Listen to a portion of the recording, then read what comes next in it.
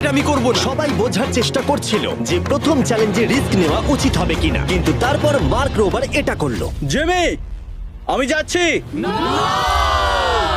আমি free throw এর জন্য যাচ্ছি। এটা কি হলো?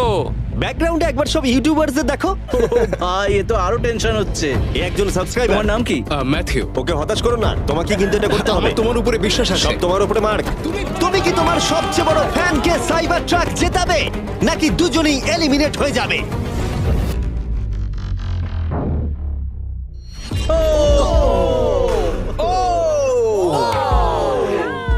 আমায় ক্ষমা করে দাও। আরে ঠিক আছে, এটা হতাশাজনক, কিন্তু জিডিয়ান সিদ্ধান্ত নিল যে সে হয়তো আর একটু ভালো করতে পারবে।